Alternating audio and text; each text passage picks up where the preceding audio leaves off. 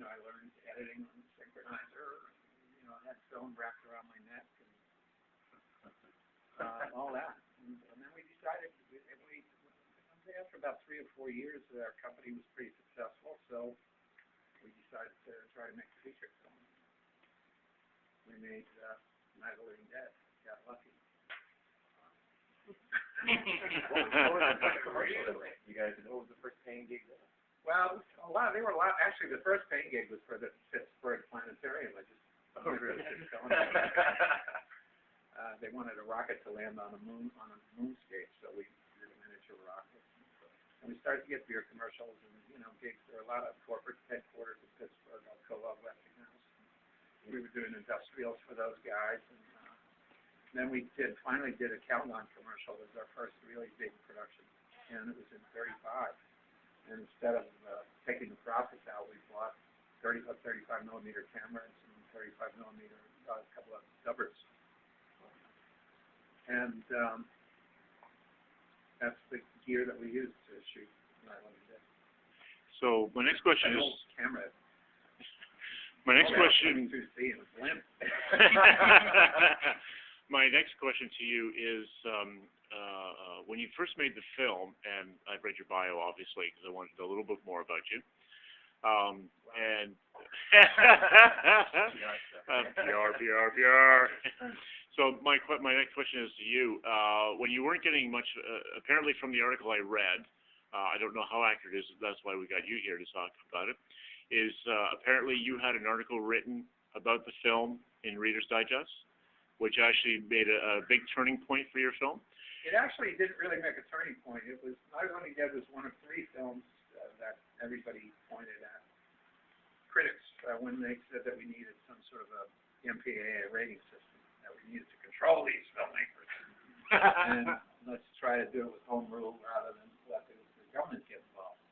And Night of the Living Dead was one of the films, and it was Roger Ebert that wrote the digest article, but it was actually picked up from an article that he wrote in the Sun-Times. It was just a reprint. Ah, okay.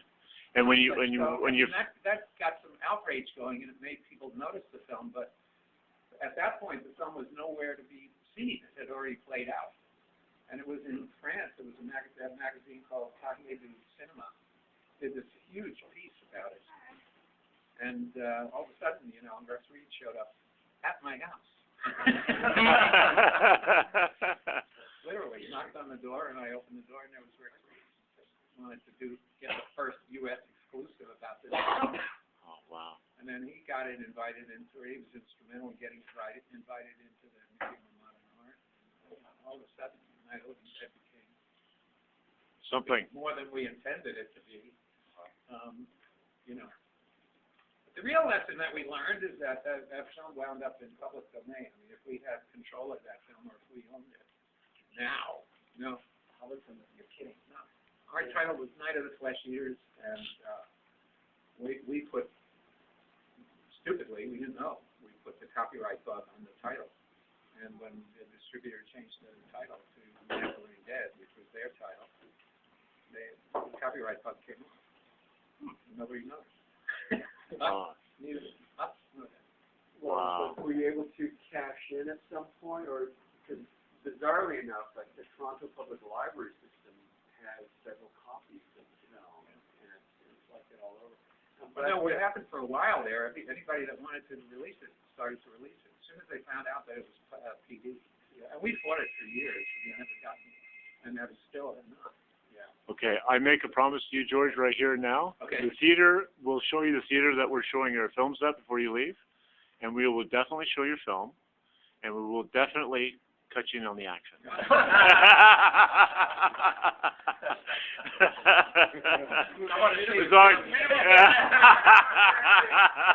have to buy your own ticket, though. You have to buy your own ticket, though, George. Good. Okay, so in your... 4 years later, Cahiers du Cinema is doing another story about Diary of George. Oh, that's great. On Thursday, that's what they do. Okay. So a question I asked a really great filmmaker by the name of Roger Corman many years ago. He was sitting at a panel, something similar to this, and everybody kept asking him about financing, of course, because he was a big producer. and no one was actually paying attention to what it is, and I came up with a question, and I want to ask you the same thing. Out of all your career, what's the one thing that stands out, whether it was bad or good or indifferent, that just made a point in your career where you thought, the hell with it, we're just going to do it, or the hell with it, we're going to cut it? What was one thing that you can remember right now? Well, I went through a period there when I was making a lot of money in Hollywood, but only made no films. And you know, we got hired to do The Mummy. We got hired to do Goosebumps. We got hired to do several.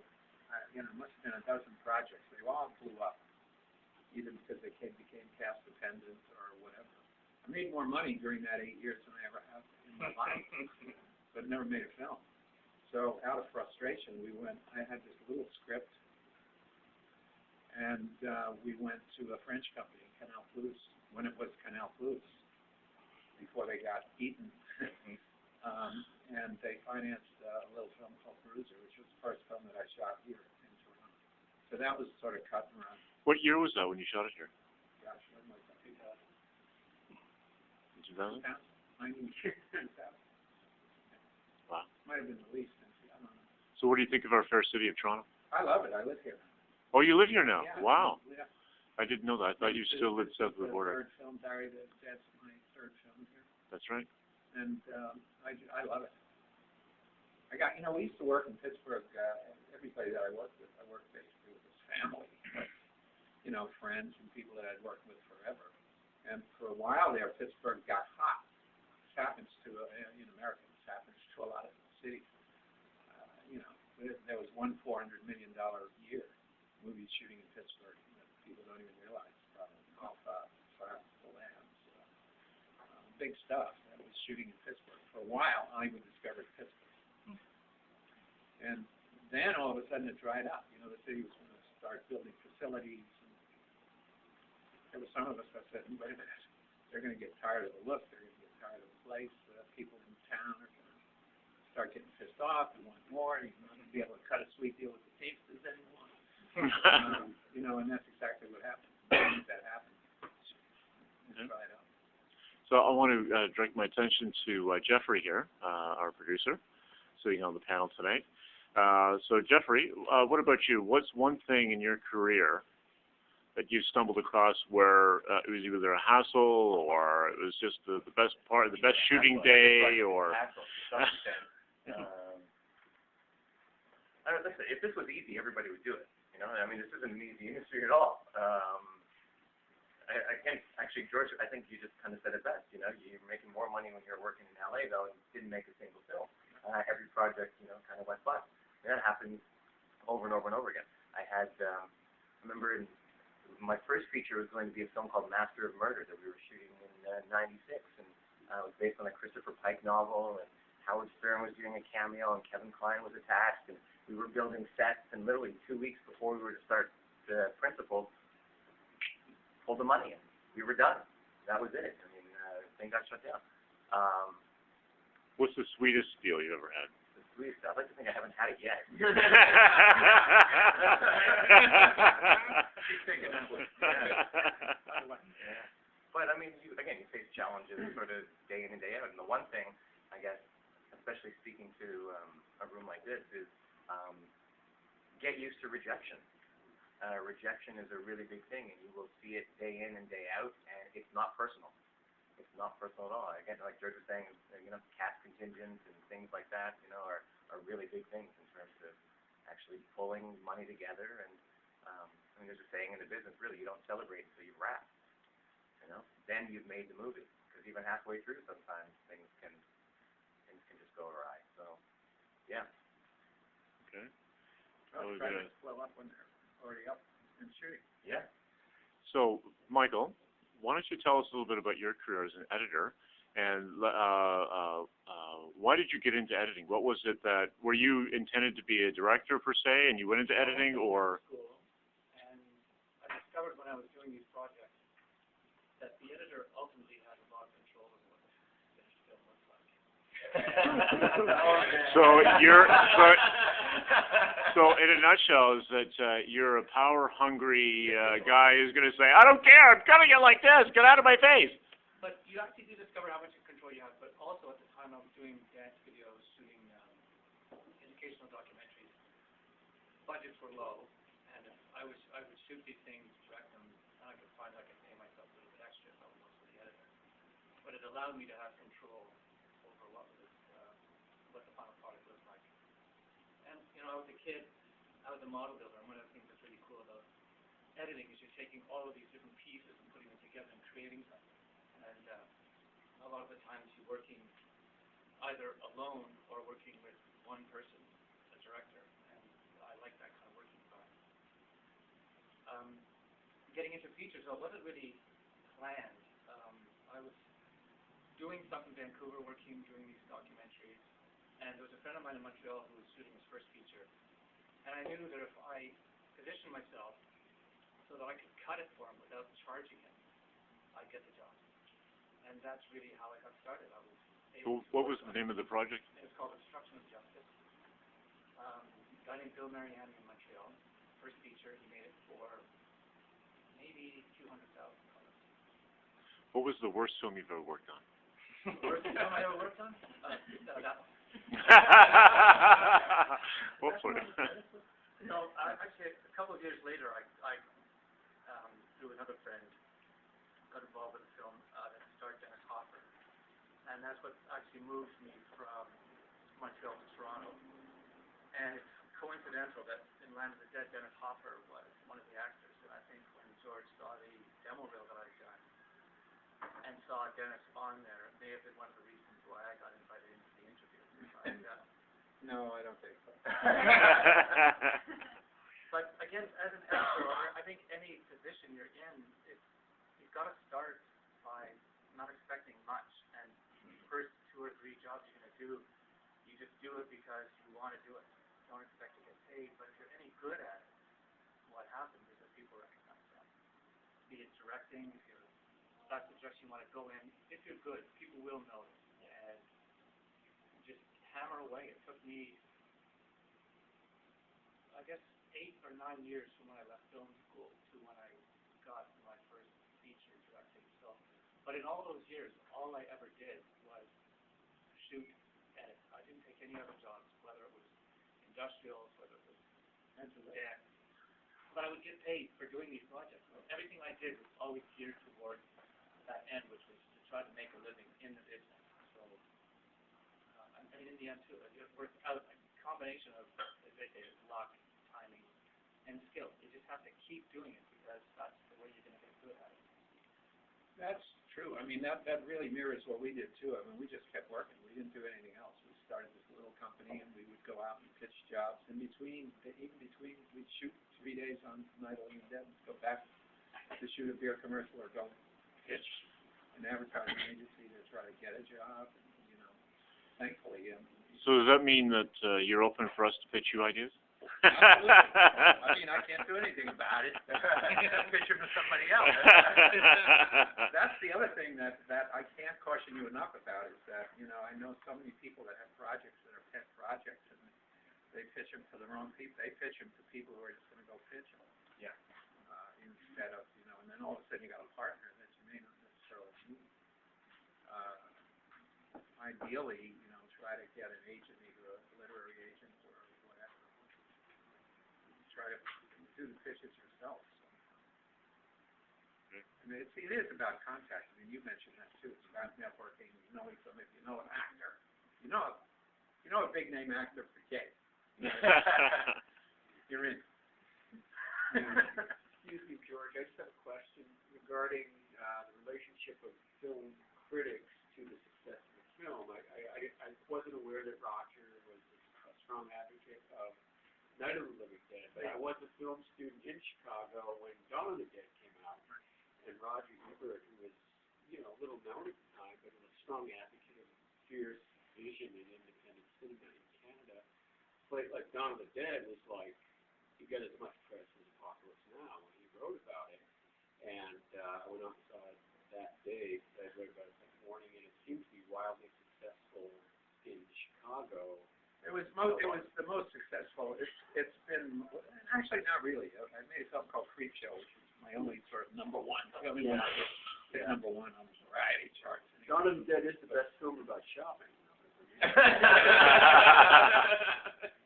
But no, Roger, the Reader's Digest thing was a blast. I mean, he said, how far will people go? He asked it. And then he liked Dawn. But of course, he and I exchanged a few, you know. Yeah. Did you think of that? You know, I just say, right. actually, I've seen Roger get beat up in a pizza parlor. Well, When you go for second. when It's hard for the cat that writes Beyond the Valley of the Dolls to blame you. Yeah. well, I remember. I'm a fan. I What did that trigger? Like, was that important in the success of Dawn of the Dead? No, Or just once again, Dawn was wildly successful in Europe before we even had North American distribution. Because it was Dario Argento that raised the money to do it, and they had European distribution all over the place, and we had it at Cannes, and it opened like the following week before we got back from Cannes. It was huge. What was your budget? That's why we got $1.5 million. what was the final budget on Night of the Living Dead? 114 after we paid off all the, hamburger bills. We did it for 70 cash. Oh. now, did anyone ever comment? Like one of the many when I saw the film, like Night of the Living Dead, when it came out, and I was like, 15 or whatever. One of the things that really leapt out at me, and I don't know if the Europeans figured out this more, was like the significant leadership role of a black character in a horror film was noticeable. I mean, I just remember saying, "Wow, I've never seen this before." And Well, we thought we were being very cool by not changing the script when Dwayne he said yes, he'd do it. He was the best actor from among our friends. And so, our thing was, well, let's not change the script at all, just because he's black. yeah. Dwayne thought we should, and in retrospect now, I think we should have. Because I think there was a missing theme there. There's sort of, the anger that runs through a character a minority character sees many things very much more clearly than the majority. But anger gets in the way. And I thought that was a theme that maybe we could have touched. He was wrong in the end. Yeah, no, it was a memorable distinction. But he makes the wrong decision. Yeah. And I always said, I would have these discussions with Dwayne. I said, Dwayne, this day? No, unfortunately, Dwayne has decided to leave us. It's really interesting now when you get into something. When you get into a thing like that, Dwayne would pull me over and say, you want me to hit this girl? Yeah. He said, I'm the guy that has to go out on the street after I do. And I wasn't ever thinking about this stuff. You know what I mean? You didn't know they hold actors personally responsible? No, but there were things that he brought up that when we just blithely said, oh, he's a great actor, good, we don't change the script, let's just do it, we're being cool. Yeah, and he was the guy that kept bringing up all these issues and things, because he could see it obviously from his perspective, which made me realize actually how much of that I wasn't seeing. So, any other questions for our guests? At the back there. I have a question for everyone. If you were, again, to start today to make your very first feature film, given all the variables, would you go with film or HD? Well, back when I started, forget HD, there wasn't even tape didn't exist yet. There wasn't even video. Cinescopes. It really just depends, I think, on the project. Yeah, you know what? There are so many different variables involved in making a film. If you're talking about going out there and doing it, and then hoping that you can get into the festival circuit and find an audience and do all that sort of stuff, then yeah, HD is certainly a way to go. Really, we're talking about cash at the end of the day, right? How much money you have to be able to do what you need to do. And if we're hiring actors as friends friends as actors and so on and so forth, then yeah, okay. If we're talking, yeah. Which I've done too. But if you're talking to a distributor, like if you're speaking with somebody like Ambrose and Decade and Cinema Vault and things like that though too, there are certain requirements that need to be met in order to do that. So now your budget starts to increase. And first and foremost, usually makes it cast contingent, and then it all depends on what those are called deliverables. You know, in what format you have to deliver your finished product to your distributor or to your broadcaster, and so on and so forth that way. So, in terms of television, if we're going to talk about doing a television program or something made for television that way, HD is certainly the way to go right now, because especially in Europe and Asia and Australia and New Zealand, I mean, it's all about having HD deliverables, and that conversion is slowly coming into North America now. We still have to deliver in beta most of the time, but yeah. But the good thing about shooting HD, or you can shoot on film and transfer to HD. In fact, almost everything nowadays is mastered in HD. It gives you a lot greater control over your color correction, doing negative cuts, and then doing. You gotta have the money to do that too. Yeah. You do, but Guardian of the Dead was shot HD. That's the first one that George has done on HD. We shot Land of the Dead on 35. But finished on. But again, finished in HD, so it should be a select make transfer of our 35 to 2K actually, slightly higher resolution. Did all the color correction, finished it, then you upload back to film. The good thing about HD is it gives you a lot of flexibility, very to shoot. In the case of Guardian of the Dead, it worked not just because of the flexibility, but also the nature of the story, which is these college kids making a movie in the forest on the night that the zombie uprising begins, and the director of the movie decides to keep the camera rolling for 2 days. So the whole idea of these guys making a point of view documentary, in essence, works perfectly with it. So in that case, it's a creative decision. Both. It works. But it wasn't, frankly, it doesn't look like, and particularly, we just saw a film test, the first transfer of their film the other day. Looks like film. Yeah. Too much like film. I almost would have rather looked a little green. Yeah. But then again, in the HD process, you can do that. That's where the flexibility comes in. You can add grain if you want. One of the things that we did is we created, we've got cell phone cameras that were still shot. We used 720, and then upconverted to 1080. I want to master it at 1080 because you're outputting back to 24 film. So we shot 720 60, and then you would upconvert to 1080 24, which gives you your film output. But the ability, Whatever that means. but the ability to have that control afterwards. So one of the things that we did is we have a cell phone camera. One of the characters in the film has a cell phone camera. We still shot it with the HD resolution, but what you end up doing is you're bringing it into the HD color correct suite, and you add raster lights to make it look more like video. You can desaturate the color. You can go in and you can take selected parts of the frame and add color here, take out color here. So it's in that way, it's a much better process. 35 though gives you the contrast range. It gives you a wider range of colors. So in an ideal world, you can still shoot 35 and go up to HD or 2K for finishing the film, and you output back to film for your releases. But the other issue that people aren't thinking about is storage medium. You capture on HD at some point.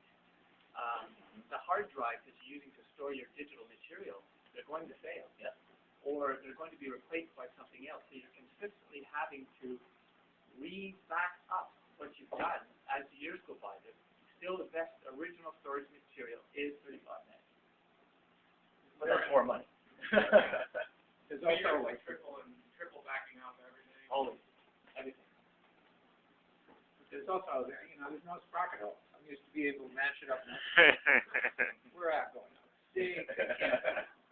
Those are other post-production issues. I mean, when you're shooting 720, 60, you're up converting to 24, so you're doing translation from a certain frame rate to a different frame rate. If you're cutting on a digital editing system, you can cut at 24, but sometimes they're actually generating lists at 30.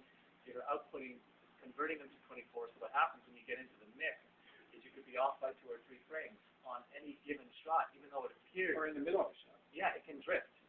So there are other issues to consider. What cameras did you shoot? I should know. I Panasonic, the The 900, Yeah. and we used another one, a smaller, more lightweight camera, because we wanted to slightly different between the two.